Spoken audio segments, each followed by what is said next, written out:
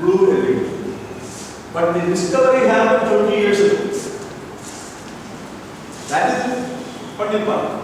It was discovered by a Japanese researcher, professor in Japan, and two other Japanese who were working in the US. They developed the blue LED 20 years ago. They were given the Nobel. You know the reason? The LED illumination, LED lighting is going to be the future of the earth. If we want to have no much change on the ambient conditions of the earth, no high temperature, no disruption of climate, no disruption of farming, then we have to reduce our carbon footprint, carbon emission.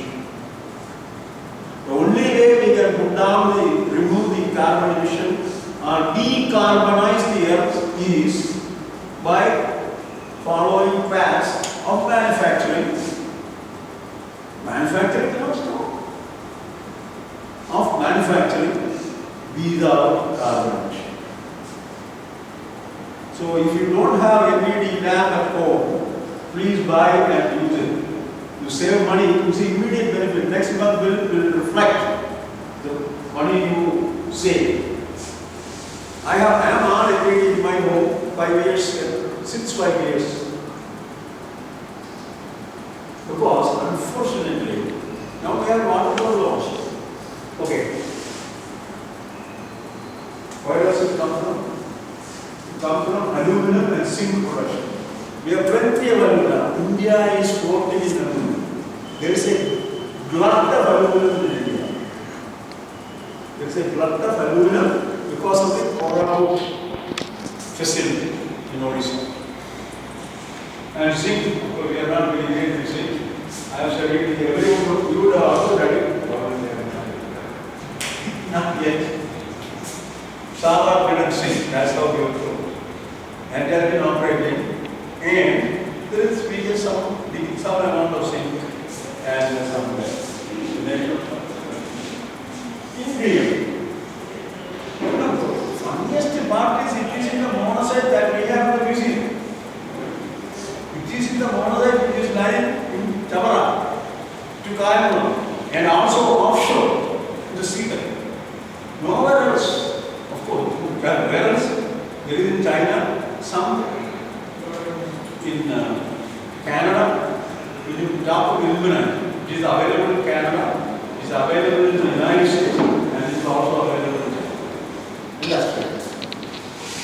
Okay, next.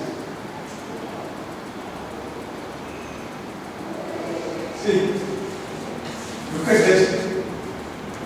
53,000 tons of gallium. Now, indium, what is the period? Indium is available in the world. 53. Don't have to get upset, but naturally the price also will be very low.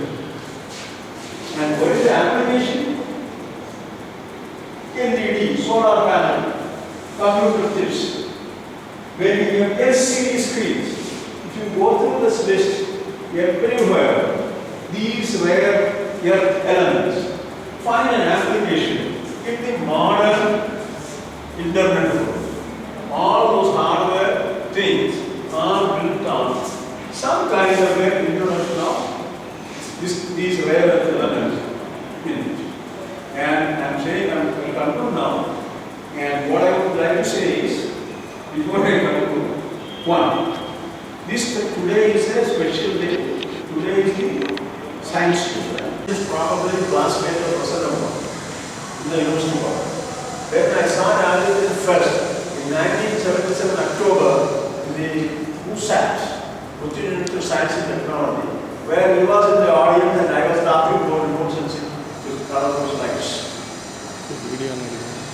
So I wrote to this friend, Musana, that I want to make this manual, gather some information on CRCD's visit. He said, sir, I will try, but I can't work, but there will be work about it, any use about it, but still I will try. And a generator to produce electricity. Currently what we do is, we are actually following the fission route. The other one is what happens to the sun? Like fusion. So thorium is a very important ingredient, and unfortunately, we are already talking about it. And there is, in fact, if you look at global scale, nobody talks about any kind of conventional energy. Everyone is after wind turbine and solar power. The highest wattage, kilowatt, yes. Highest wattage a turbine can generate is 8 megawatt. You go to Anarvamudi or Anarvamudi, you will find that what is called a Vesta. This label as Vesta, generator is rotating. And we are still on the land. But the Americans, the Europeans, the British, the Chinese, they are putting these generators in the ocean. What is the use? What is the advantage? Initial capital cost is higher, absolutely no doubt. But you have 24 hours and 365 days wind turbulence in the ocean. Unlike what you have on land where you have to be totally calm. To go to Anarvamudi on certain season of the year, all these turbines will be sitting quiet and sleeping. No, it will not turn. In Ramanathapuram district, our friend Adani, or our foe Adani, who is building the harbor post, he is building a 850 megawatt solar generating station. In Ramanathapuram district, one of the driest districts in Tamil Nadu state, and that is where there is a chance for getting oil or gas in there. The place is worst, there you will have some resource. China is building the largest solar PV, photovoltaic. Yes. I remember even today, Professor A.D. Damodaran, who was director here in BSc, who is the son-in-law of EMS Nambudipa. That is the easiest to introduce Damodaran. A very pretty old man, close to 90, now lives in Chantamangalam. And I met him for the first time in 1977. I was secretary of Geoscience Technology Association of Kerala. We invited this man to speak to an audience like this, a scholarly audience. And then he was talking about energy, thorium, we have this, that, etc. So, even those days, we are thinking about electricity and not the rare elements.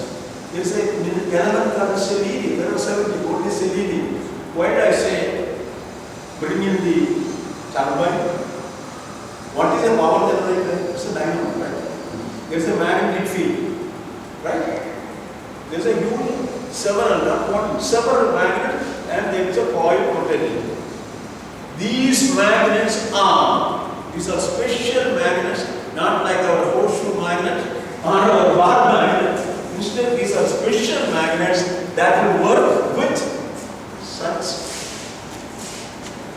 elements. It is not that the whole thing is made of this element. Instead, it is coated with such things, so-called layers.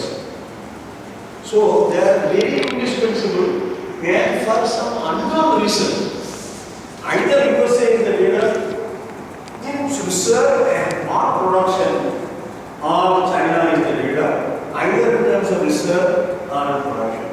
You have almost everybody has a pen drive and has seen a seed, right?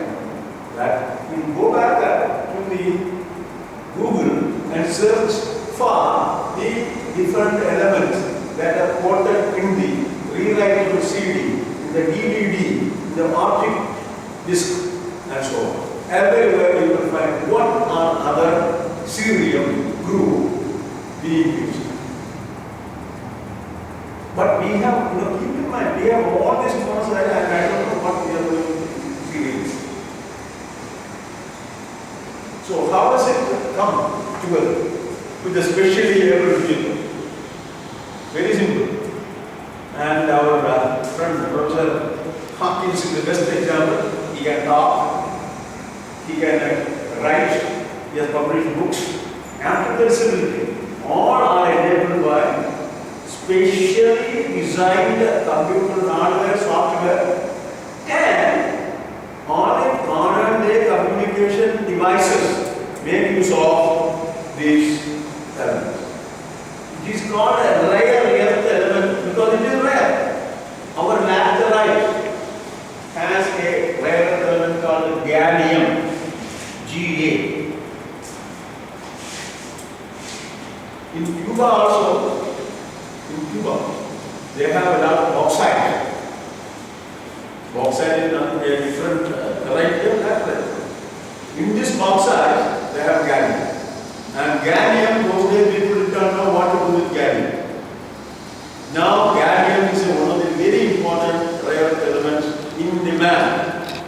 We have bauxite deposits right here in Kariavattom, subsurface. Or you go to Odisha, Odisha is a world famous deposit of bauxite element. And this gallium comes from, if you, for some reason, the trace metals, trace elements, or trace metals, non-metals, both are trace. And these are associated with other elements. So, in one of the slides, there is a suggestion that you have to process 500 times in order to get to 1 unit of a certain trace element. You have to process 500 times the volume on unit of that element, the metal. So, what is this? Okay, 50 years ago, that is the interesting. 50 years ago, what did we need? We needed gold, silver, copper, iron, wood, and things of that sort. These are things we need a steel. The building is concrete, reinforced steel. Otherwise, we would not have had the oil or the seeds. But now, those seeds. These seeds are from petroleum. So, now what is the most important thing we need? We need plastic. We have plastic about everything. We need solar panels. We need all kinds of elements, rare earths for our modern day communication, whether we are talking about the solar panels in the satellites or the solar panels in the receiving station or the hardware that is produced. All these have provided a better future for the people who are suffering. We shall not use the word suffering from, who are destined to be specially ill. And Government of India has a program. Government of India has a plan to have a university to teach. For example, look at the ramp over there. This building was completed in 1963. I walked out of the building in 2004 until there was no need for a ramp. Then no one thought about a ramp. No one expected. Either you unfortunately may have had a person of that disability in your home, or in the next door home, or in the next village, or the same village. What were they doing those days? They were just sitting below a tree, or in the veranda of their house, and looking at people asking them. Nothing else. There is nothing else practically you could do.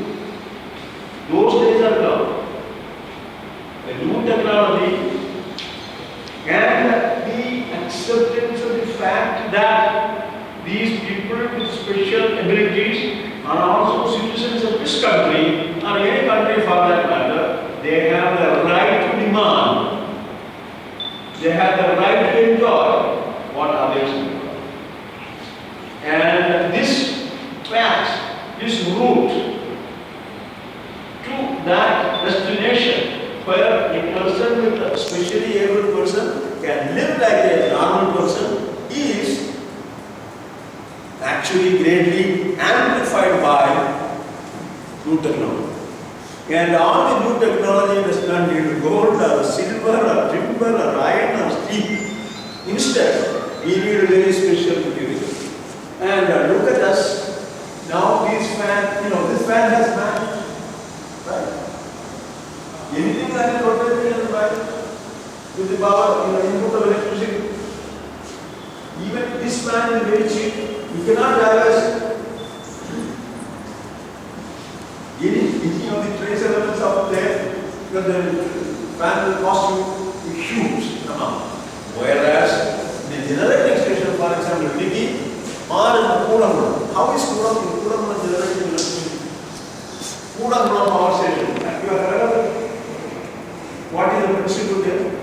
How you get electricity at Kudangulam? Marginal, like what happened? Now I am a very deaf person, an old man, so you have to wait there.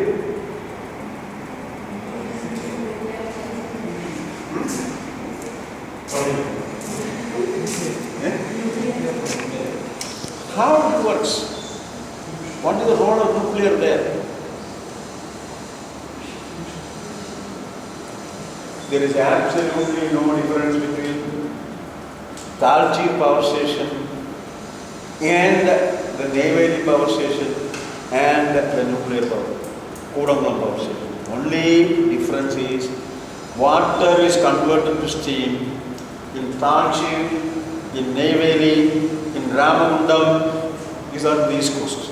Talchi is in Orissa. Ramagundam is in Andhra, the other states, the new state, Telangana. And Neyveli is in Chennai, Tamil Nadu. Here, you are generating steam from coal. Whereas in the Kudangulam, instead of coal, it is actually nuclear fuel. But the rest of the process is one and the same. And in all these places, very nearly fresh water is used. Nearly fresh water to generate steam. Ramagundam is interior. Talcher also is interior. There is a dam which provides water to the Talcher power station. In other words, you need to create steam, so that the steam will be used for turning the turbine. Instead, wind will turn the turbine, this in Arivam. But behind the turbine, there is a gear, a system of gears. Because when you look at this, they are turning at a very slow speed. 5 or 6 times per 10 seconds or something, 15 seconds, something like that. But that is not sufficient to turn a generator at 1600 RPM in order to generate power. So there is a gear mechanism. Gear means there are wheels. And there also, these new generation rare earth elements, they go into as a coating. And also the generator itself has magnets. So these are special magnets. We have a private industry somewhere in Bombay where these special purpose magnets are created. You have this phone, right? But there's magnets. And that is why we have Syrian thing going in, Syrian group.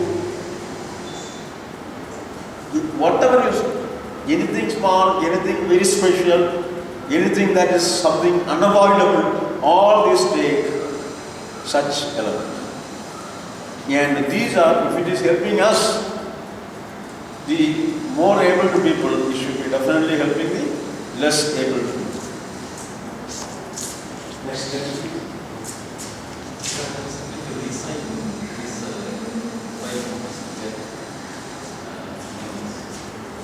Probably they have to do it.